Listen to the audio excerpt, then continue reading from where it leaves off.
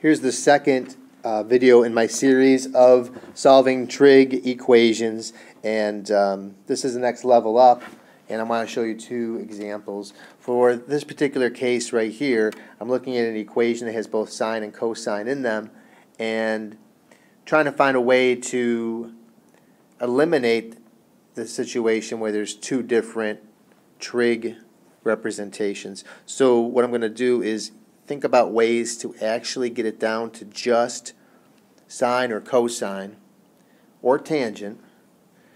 I could get a tangent if I divided everything by cosine, but then I'm running into a problem because if I did that, if I divided everything by cosine, maybe it's a good move. If I divide everything by cosine, I get sine divided by cosine, which is tangent. All right, that works. On this side here, cosine divided by cosine is 1. That's good. But then 1 divided by cosine brings me to the same thing as secant of x. So now I got myself in a situation where I still have two trig equations, or two trig functions, secant and tangent. So although it seemed like maybe a good idea at the time, working it that way has not gotten me anywhere. So let me try something else. A way to rewrite it so that I only have sines or cosines. Well, if it was a sine squared, that's pretty good because I could replace sine squared with 1 minus cosine squared of x. And that would be great because then I would have eliminated the sine from the equation. So if I'm going to square the right-hand side, that means I have to square the left-hand side, which means I'm going to have to really mess that side up. Sorry, left-hand side. My apologies to you. So here's what it would turn into. So it looks like we're making the question way, way more complicated. And we are, but we're doing that so that we can get some cancellation going on and also get it down to just all cosines alone. So we have to use the FOIL method, so we have the cosine squared of x. We multiply those together. Multiplying the outers together gives me 1 cosine x. Multiplying the inners together gives me another 1 times cosine x. So altogether I have 2 cosines x, combining those like terms.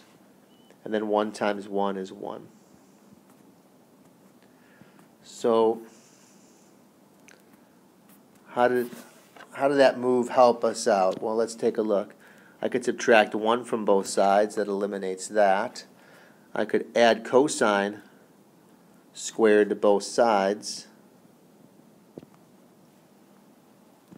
Well, that's good news. I can combine like terms to get 2 cosine squared x plus 2 cos x equals 0. So I made it more complicated, and now it's a lot simpler if you take a look.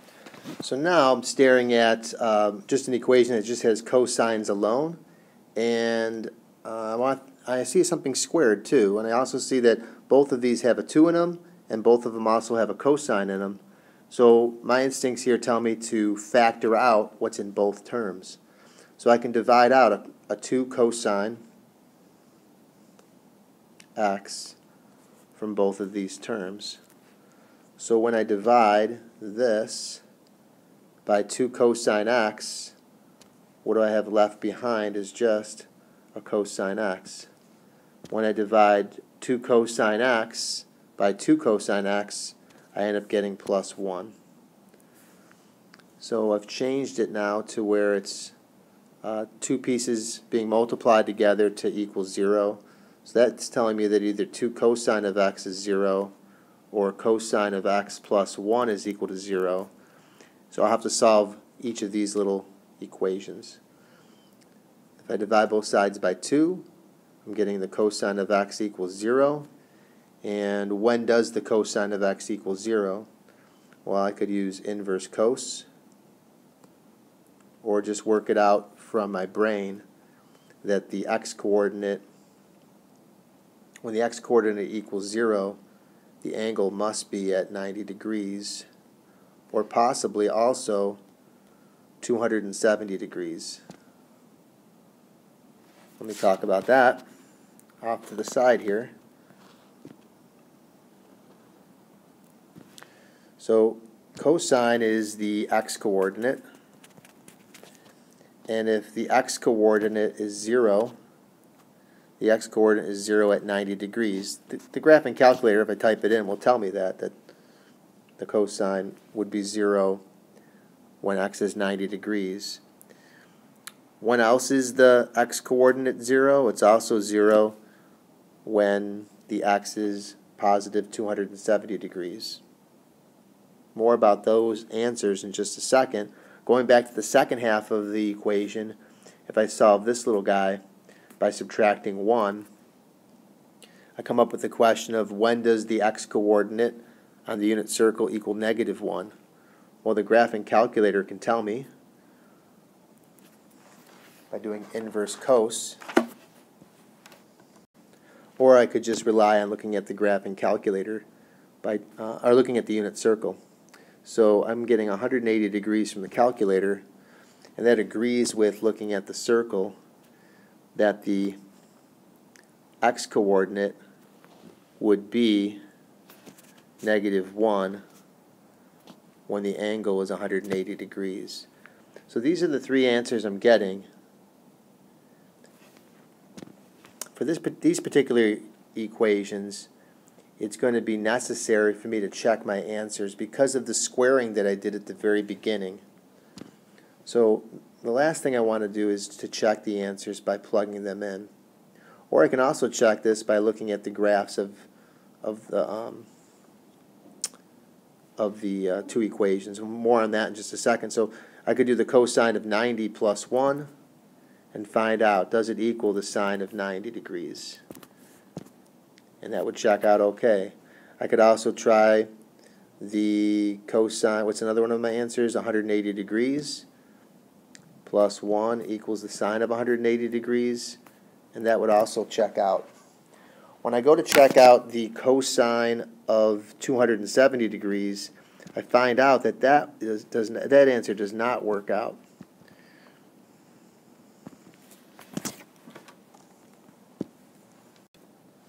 Since this side comes out to be equaling +1 and this side ends up equaling -1, this is one that actually does not work out. So you will have to check to see if there are any extraneous solutions that will not count. So for this particular question, there are two answers only that work out, 90 degrees and 180 degrees. A lot of work for just a little question, but I am trying to explain it as thorough as I can with all these checks. And I do want to show you one more thing with this question, is that you can check the work graphically. So if you type them into the graphing calculator, you could actually see that these answers are working out. These are the two different curves, both the cosine curve here and the sine curve here. You can see that by selecting those areas of intersection, you can see that even the graphing calculator app here shows very neatly that the 90 degrees is the one answer that would work out, and also that the other answer of 180 degrees is also correct, but that 270 degree angle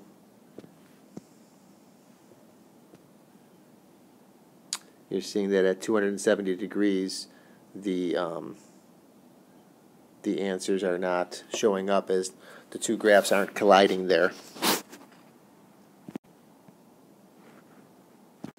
Alright, a much easier question to take a look at is one that was off of our homework. For this particular graph right here, I'm getting a secant squared x. So right off the bat, maybe it's looking like it could be maybe a little bit nasty, but we'll deal with it when we get to it. So let's try to get secant squared by itself. So adding 4 to both sides would quickly get rid of that 4, and then dividing by 3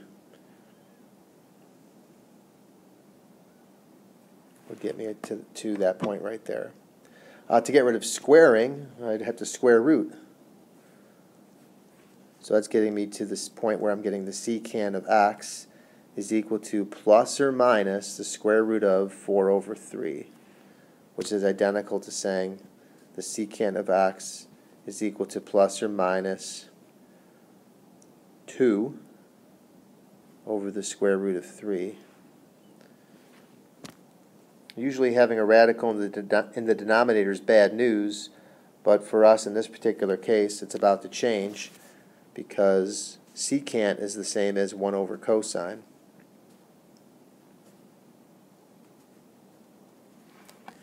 And if that's true, I can take this entire fraction and flip it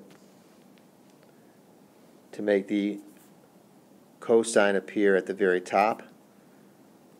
And now I'm looking for the values where the cosine becomes plus or minus radical 3 over 2. And the calculator can help guide me there if I need to rely on it by typing in when does the cosine become positive radical 3 over 2. So by throwing that into the calculator, I'm getting 30 degrees as one of my answers. I'm also going to investigate when does the cosine become negative radical 3 over 2, and the calculator there is telling me that it's 150 degrees. There's a little more work to do to finish solving this question. It's to try to find out all the angles between 0 and 360 degrees that will work out. So looking at a unit circle, I can find out visually where these other answers might be. So 30 degrees was my first answer, and also 150 degrees, which would be 30 degrees short of 180. Since cosine represents the x-coordinate on the unit circle, I'm simply just going to find other angles that share that same x-coordinate. So drawing a vertical line down from that first point on the unit circle, I can find another angle that would also work. Trying to use different colors here for you to see that. So I'm looking for an angle that's worth 300 and, as it turns out, 30 degrees, because this angle here and this angle are both 30 degrees because of how these two triangles are congruent. So another answer that would work would be 330 degrees. I also need to find another angle that goes along with this 150 degree angle right here. So going straight across the x-axis, I find another point on the x-axis that would give me the same x-coordinate. And now I'm looking for, running out of colors here, I use red here. So now I'm looking for this angle measurement right here, which would be 180 degrees plus another 30 degrees. So 210 degrees would be my last angle answer. So according to this, I've got 4 angles that work out, and I can take those angles and work them back into either the equation or look at a graphing calculator to make sure that all 4 of these answers are correct. So here's a screenshot of what you would have to type in 3 times the secant squared minus 4. And I'm curious to see when it actually hits 0, because that's what the equation says. And I can use the touch screen to actually locate the zeros of this function. So this is that crazy secant function. And you can see that the calculator is telling me that 30 degrees would be one of the answers, and 150 and 210, and finally 330.